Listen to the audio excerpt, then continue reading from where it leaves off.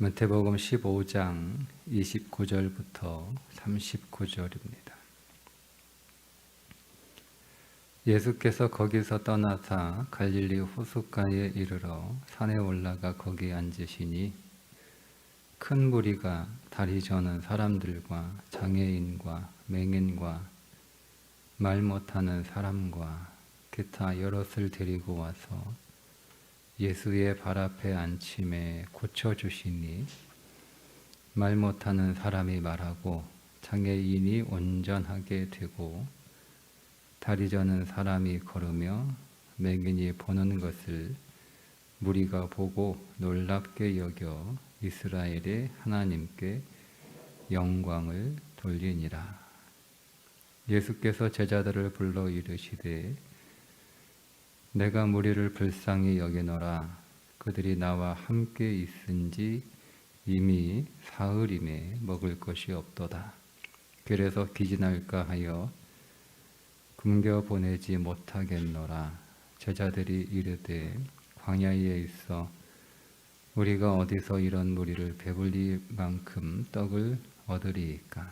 예수께서 이르시되 너희에게 떡이 몇 개나 있느냐. 이르되 7개와 작은 생선 2마리가 있나이다 하거늘. 예수께서 무리에게 명하사 땅에 앉게 하시고 떡 7개와 그 생선을 가지사 축사하시고 떼어 제자들에게 주시니 제자들이 무리에게 주매 다 배불리 먹고 남은 조각을 7 광주리에 차게 거두었으며 먹은 자는 여자와 어린이 외에 4,000명이었더라. 예수께서 무리를 흩어 보내시고 배에 오르사 마가단 지경으로 가시니라. 아멘. 오늘 본문에서도 믿음에 관한 대조가 계속 이어지고 있는데 두로와 시돈을 거쳐서 데가볼리 지역의 한 곳에 이르게 되신 예수님은 많은 사람들을 치유하는 긍휼을 베풀어 주십니다.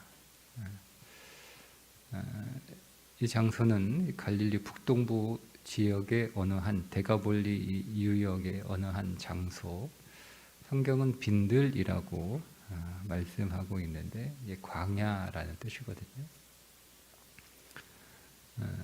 그 한 장소에서 많은 병자들을 치유해 주시는데 사람들이 그것을 보고 놀랍게 여겨 이스라엘의 하나님께 영광을 돌리니라. 그러니까 하나님께 영광을 돌리니라 이렇게 썼으면 그 사람들은 유대인이었다는 뜻이 되고 이스라엘의 하나님께 영광을 돌리더라 이렇게 이스라엘의 하나님이라고 표현했다면 이날 예수님께서 치유하신 사람들 그리고 거기에 모여있는 많은 무리들은 대부분 이방인이었다는 뜻입니다. 그러니까 가나안 여인도 이방인 여인인데 믿음이 있었죠. 그리고 이 데가볼리 유역 빈들에 모여 있었던 사람들도 이방인이었습니다.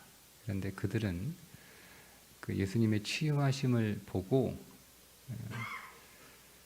바리새인들은 바알세불이 들어서 그런 거다. 바알세불의 힘을 힘입어 그런 거다. 이렇게 예수님의 치유 사건을 보고 표현했지만 여기 있는 사람들은 이방인인데도 이스라엘의 하나님께 영광을 돌리더라. 하나님께 영광을 돌리는 분명한 대조가 일어나고 있죠. 이들의 믿음을 성경이 우리들에게 증언하고 있습니다.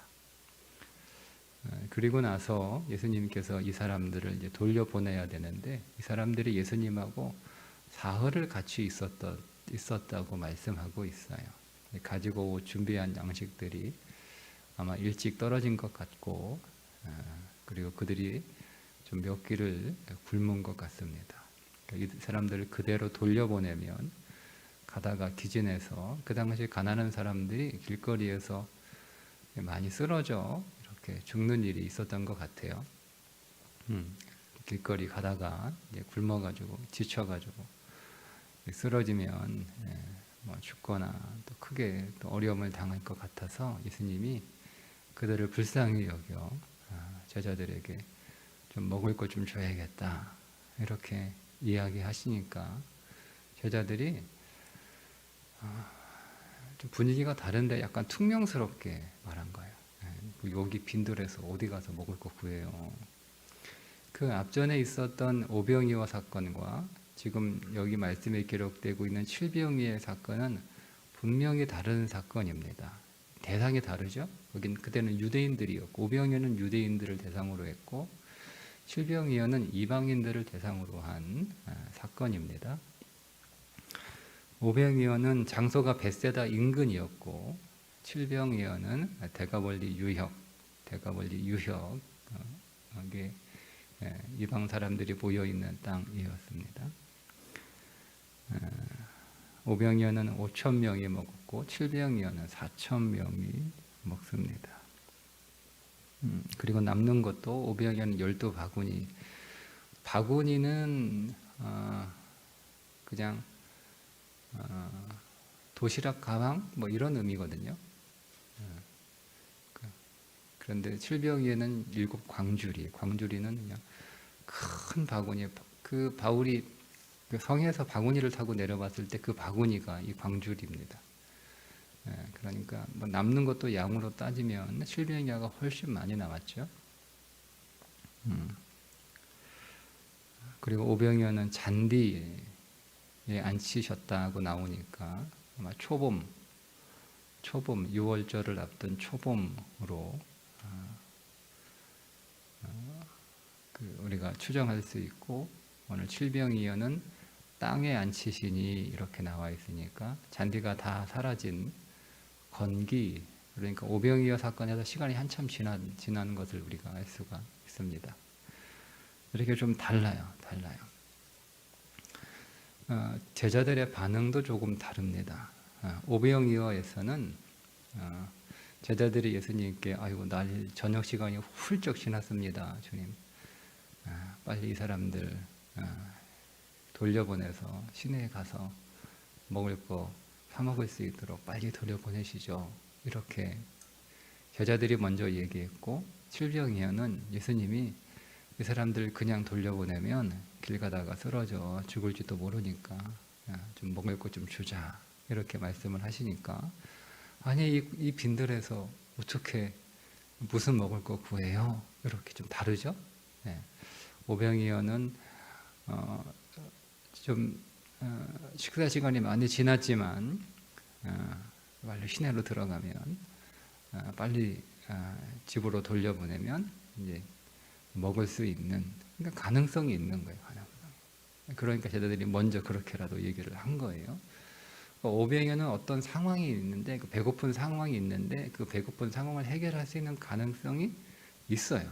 어떻게 뭐 열심히 노력하고 또 구하면 음식을 구할 수 있는 상황. 그런데 이 칠병이어는 광야 빈들인데다가 빈들이거든요. 그러니까 그 주위에는 아무래도 뭐 가까운 곳에 먹을 것을 구할 수 있는 이 사람들의 집도 좀 멀고 또 민가도 좀 먼 곳에 있어서 뭐 이렇게 지금 어떻게 노력해도 뭐 쉽게 이렇게 음식을 구할 수 없는 어차피 이 사람들은 먹을 걸 구하려면 먼 길을 가야 되는 그런 상황이에요. 자, 그런 상황이니까 다른 거예요. 오병이어는 그럼 너희들에게 줘라. 너희들한테 먹을 게 뭐가 있냐? 그들은 정확하게 물고기 5마리, 떡 2개가 있습니다. 이렇게 표현을 했습니다. 근데 칠병이어는 떡과 작은 물고기 2마리뿐이에요. 이렇게 대답을 합니다. 그러니까 되게 그 성의가 없죠. 대답 자체가.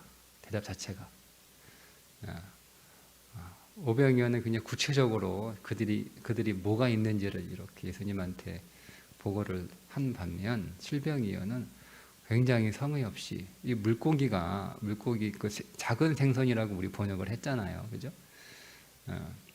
근데 이게 객관적으로 얘기를 하지 않는 거예요. 예수님이 그 말씀하신 36절에 떡 7개와 그 생선을 가져다 할 때 그 생선과 제자들이 말한 작은 생선의 단어가 달라요. 예수님은 그냥 객관적으로 말씀을 하신 거예요. 그 생선 가져와. 이렇게. 이게 일반적인 의미의 생선, 좀 큰 생선이거든요. 제자들은 그거를 작은 생선, 2마리가 꼭 숫자 2마리라는 의미도 있지만 보잘것없다 이런 뜻도 있거든요. 그러니까 아주 작은 보잘것없는 뭐 그거 있어봐야 뭐 있으나 마나한 이렇게 조금 축소해서 부정적으로 그렇게 보고를 합니다. 여자들의 모습 자체가, 표현 자체가. 그리고 더더욱 제자들은 오병이의 기적을 현장에서 경험한 사람들이잖아요. 그들이 떡을 그냥 받아서 먹은 정도가 아니고 분명히 물고기 2마리, 보리떡 5개를 가지고 거기에 있는 수많은 사람들이 먹을 수 있도록 자기들이 다 갖다가 나눠준 거 아니에요. 그런데 물론 시간이 조금 지났지만 그럼 그때 예수님이 그 수많은 사람들을 먹이셨으면 지금도 그때처럼 먹이실 수 있을 것이다 라고 하는 생각이 분명히 들 텐데, 그러니까 우리는 아무리 생각을 해도 이렇게 기억력이 없나? 이건 완전히 치매 수준 아닙니까? 새카맣게 잊어버리니까 그냥 아예 그 사건을 기억을 못하는 것처럼 그렇게 반응을 하잖아요. 도무지 이해가 안 되는 거예요. 그러니까 여러분, 믿음이라고 하는 것은 제가 마태를 통해서 계속 말씀을 드리지만 믿음은 내 것이 아니에요. 믿음은 들어오는 거예요. 정말 감사한 거예요. 우리가 무엇인가를 믿을 수 있다. 우리가 예수님에 관하여 믿을 수 있다. 예수님께 기도할 수 있다라고 하는 것, 이거는 그 자체가 매우 감사한 일이에요. 이거는 믿음은 내가 만들어낼 수도 있는 거 아니고 내가 스스로 믿음을 생기게 할 수도 있는 것이 아니고 내가 노력한다고 해서 믿음이 이렇게 나오는 게 아니에요. 믿음은 전적으로 밖에서 내 안으로 들어오는 것이니 나에게 작은 믿음이라도 있는 것, 이거는 진실로 매우 기적과 같은 일이다라는 것을 계속 성경은 마태를 통해서 우리들에게 말하고 있어요. 오늘 이 칠병의 사건을 두고서도 도무지 이해가 안 되잖아요. 제자들의 이런 태도가. 그러니까 오병이어 때는 그래도 어느 정도 가능성이 있었으니까 빨리 마을로 돌려보내면 집으로 가서 밥을 먹든지 뭐 아니면 가서 사 먹든지 그럴 가능성이 있었는데 이 정도의 태도는 아니었거든요. 근데 지금은 아예 그럴 가능성들이 없으니까 퉁명스럽고 불만스럽고 모든 것이 다 이렇게 축소되어 보내는 거예요. 그 자기들 앞에 그 놀라운 가능성을 앞에 두고도 그들이 가지고 있는 아주 작은 실병이어를 보고 이걸 보잘것없다라고 평가하는 거죠. 쓸데없고 쓸모없고 무슨 아무런 의미가 있고 이것이 있어봐야 뭐 얼마나 하겠는가 뭐 이렇게. 물론 할 수 없어요. 그런데 그거를 더 이렇게 축소해서 이해를 하잖아요. 그냥 생선 보리떡 7개하고 생선 2마리 있습니다. 이렇게 말씀드리면 되는데 그냥 떡하고 떡 7개 있다는 말도 안 하잖아요. 그냥 떡하고 별로 보잘것없는 생선 좀 있어요. 뭐 이거가 되겠어요? 뭐 이렇게 얘기를 하는 거예요. 그러니까 여러분, 우리 안에 믿음이 연약해질 때 일어나는 현상들이에요. 우리는 있는 것조차도 객관적으로 보지 않는 거죠. 그 있는 것조차도 축소시켜서 뭐 하겠는가, 뭐가 되겠는가, 보잘것이 없는 것처럼 이렇게 여기고. 그래서 예수님이 그 오병이어의 떡을 받으셨을 때는 우리 성경은 그냥 축사하시고라고 똑같이 오늘 본문하고 번역을 했는데요. 오병이어에서는 찬양하시고라고 하는 단어예요. 찬양하시고. 그런데 칠병이어에서 축사하시고는 감사하시고라고 하는 뜻입니다. 그러니까 다르죠. 그러니까 감사가 없는 거예요. 감사가. 자기들 앞에 놀라운 가능성을 갖고 계신 예수님에 대한 감사, 그리고 그들 안에 있는 이 칠병이어에 대한 감사. 감사가 없고 그냥 그것을 그냥 별것 아닌 것처럼 불만스럽게 그렇게 부정적으로 보는 그런 태도. 그러니까 믿음 없음은 우리들에게 어떤 식으로 표현되냐면 감사 없음으로 표현되는 거예요. 그러니까 우리가 감사할 수 있고 또 우리가 있는 것, 그것이 어떤 것이든 그것을 우리가 하나님 앞에 기쁨으로 여기는 그런 태도는 우리가 그걸 통해서 우리 안에 믿음이 있음을 확인할 수 있다라는 거죠. 그게 감사예요. 그러니까 감사는 단순히 고맙다라고 하는 인사의 수준이 아니라 영적으로는 오늘 우리 안에 믿음을 계속 불러일으키는 것이다.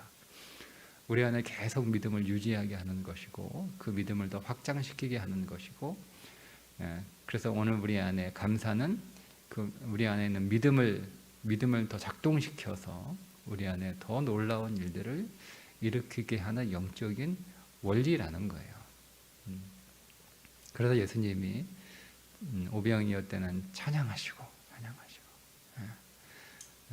그리고 칠병이어에서는 제자들의 그 부정적인 마음의 상태를 보시고 그들에게 가르치시는 그 의미에서 감사하시고라고 하는, 마태는 조금 다른 단어를 씁니다. 마태의 의도가 있는 거예요. 제자들은 너무 감사할 줄 모르고 너무 부정적으로 그때 우리는 그랬다라고 하는 거죠.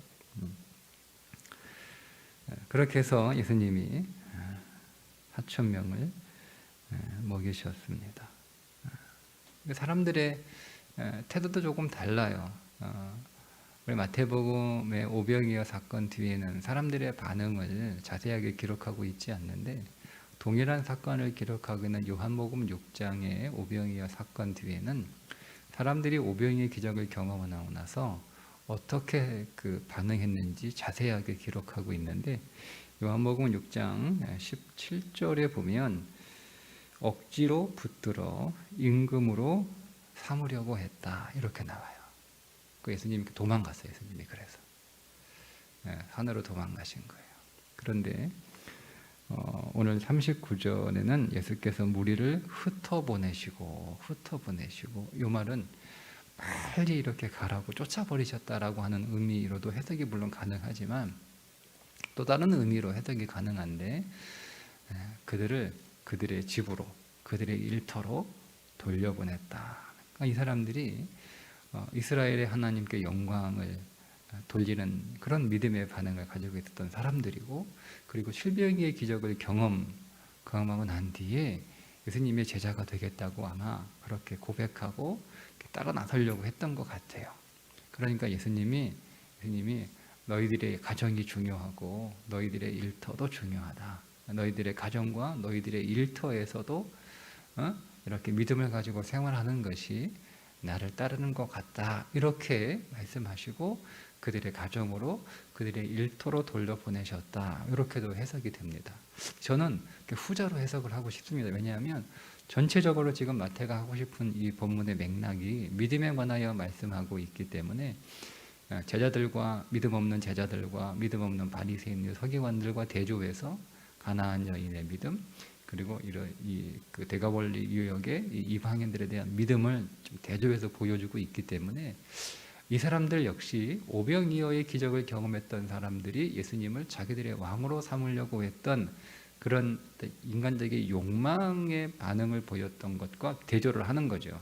이 사람들은 예수님을 메시아로 알아봤고 인정했고 그 메시아를 경험했기 때문에 예수님의 제자가 되려고 그렇게 따라 나서려고 했을 것으로 그렇게 보여지고, 예수님은 그들에게 그들의 일터로 또 그들의 가정으로 가서 그들의 일터와 그들의 가정에서 믿음의 삶을 사는 건 역시 제자의 삶이다라고 말씀하시면서 그들의 가정으로 그들의 일터로 돌려보내셨다. 이렇게 또 저는 맥락 안에서 해석하고 싶습니다.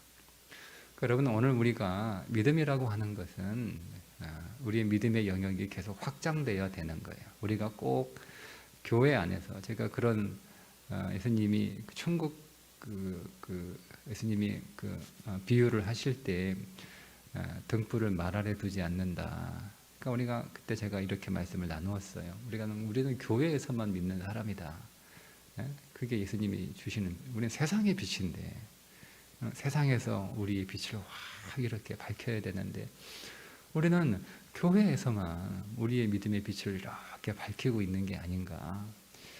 등불을 등경 위에 두지 말 아래 책상 밑에 두는 사람은 어리석은 사람인 것처럼 오늘 그러니까 우리는 우리의 이 빛이 스스로의 빛이라고 생각을 하는 거예요. 내가 발산하는, 아니죠. 우리의 빛은 내가 만들어낸, 믿음이라고 말씀드린 건 계속 내가 만들어낸 믿음도 아니고 내 믿음도 아니까 우리는 이게 자꾸 내 믿음이라고 생각하니까 믿음이 보잘것 없는 것 같고 믿음이 작은 것 같고 믿음이 약하다라고 믿음이 없다라고 표현을 하는 거예요. 그러니까 우리는 이 믿음을 내가 만들어내야 된다라고 생각을 하니까, 그죠? 내가 만들어내야 되고 내가 믿음을 내가 더 크게 해야 되고 내가 더 강하게 해야 되고 뭐 우리가 이런 생각을 가지고 있으니까 내 믿음은 그냥 교회 안에서만 이렇게 믿음이 발휘되는 것이지 내 믿음이 세상에서까지 그렇게 세상에서 환하게 비칠 수 있는 그런 믿음이 되겠는가, 이런 생각을 가지고 있는 거예요. 성경은 그렇지 않다라고 하니, 너희가 세상에 빌 때 그 빛은 우리가 스스로 발산하는 빛이 아니라 반사된 빛이에요. 반사된. 그러니까 거울이 딱 세상에 나가서 자기가 빛을 내는 게 아니잖아요. 태양 빛을 받아서 반사시키는 거잖아요.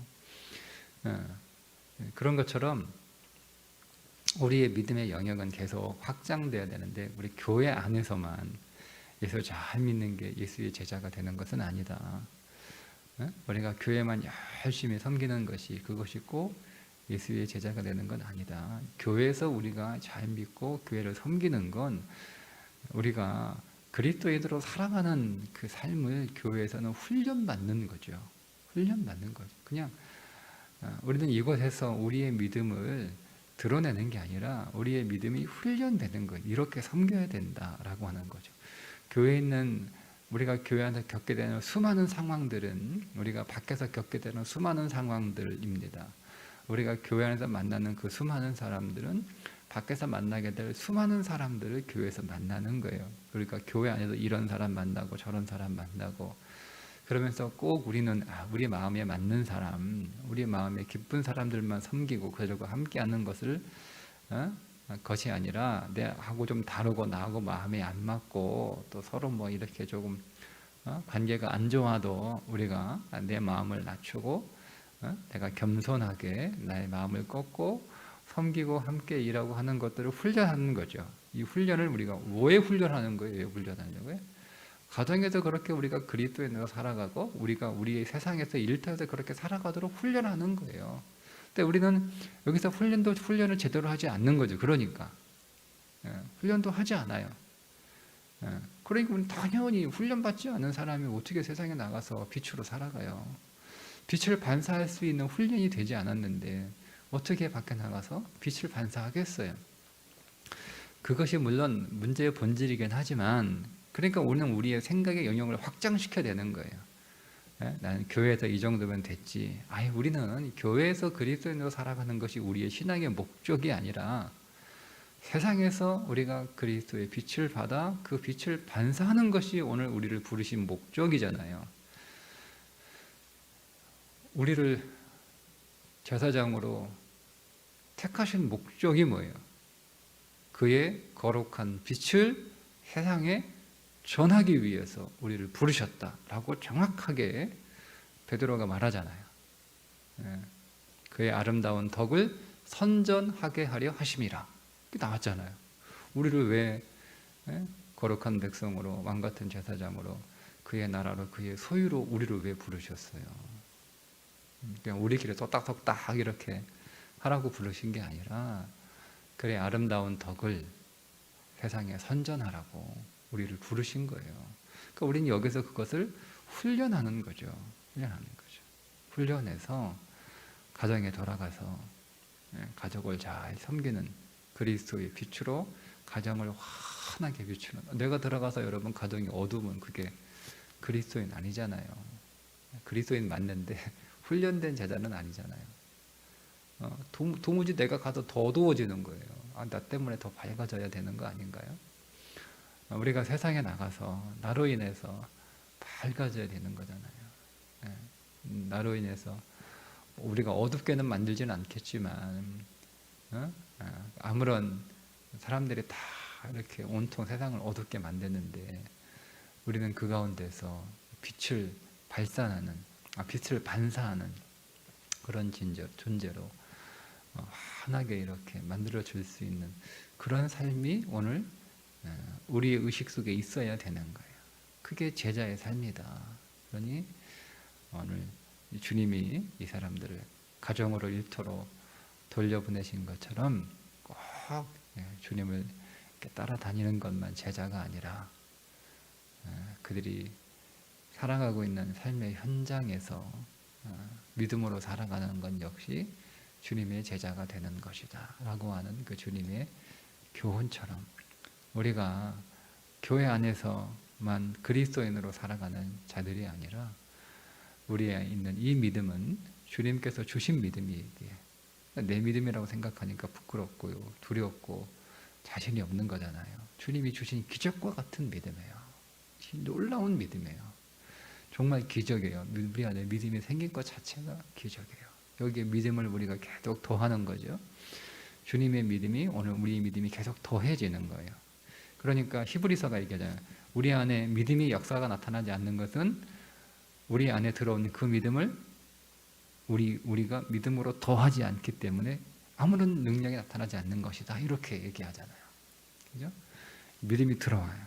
이 믿음이 들어와요. 우리는 여기다 우리가 믿음을 또 더하는 거예요. 우리의 믿음을 더하고 우리의 믿음을 발휘해서 그 믿음이 우리의 삶을 통하여 나타나도록 이것이 로마서 1장 27절에 믿음에서 믿음에 이르게 한다라고 하는 말씀의 의미예요. 믿음에서 믿음에 이르게 하는 거예요. 믿음에서 믿음. 이 믿음에서 믿음으로 먹는 이 해석은 기독교 2000년 역사에 다양한 해석들이 나와요. 그러니까 그렇게도 해석이 되는 거예요. 들어온 믿음에 우리의 믿음을 더하여 믿음이 드러나는 거예요. 계시된 믿음에서 드러난 믿음으로 뭐 이렇게 여러 가지로 여러분 적용할 수 있어요. 그러니 여러분 우리 안에는 이 믿음을 감사하세요. 믿음을 기뻐하세요. 그리고 여러분은 그 놀라운 믿음이 있음을 여러분 소망으로 가꾸세요. 이 믿음이 내 안에 기적과 같은 일이 들어온 거예요. 그러니 여러분 우리는 무엇이든지 소망할 수 있는 거예요. 왜? 믿음이 우리 안에 들어왔잖아요. 있을 수 없는 믿음이 우리 안에 들어왔단 말이에요. 놀라운 일이에요. 우리가 거기에 우리의 믿음을 더해서 우리의 환경을 제자들처럼 축소해서 보지 마시고 객관적으로 보시고 거기에 더하여 예수님처럼 감사하여 확장되게 보시고 믿음으로 확장되는 거죠. 그게 감사한 거잖아요. 여자들은 축소해서 봐요. 7병이어를 축소하잖아요. 예수님은 7병이어를 확장시키잖아요. 4,000명을 먹이는 것으로 확장시켜 주시나요? 믿음은 그런 거예요. 믿음 없으면 자꾸 모든 있는 것들을 자꾸 축소시켜요. 믿음은 모든 있는 것들을 확장시킵니다. 더 크게. 그게 믿음이 자라는 거예요. 7병이어가 4,000명을 먹이고 7강누리가 남는 것으로 믿음이 자라잖아요. 제자들은 믿음을 축소시키는 거잖아요.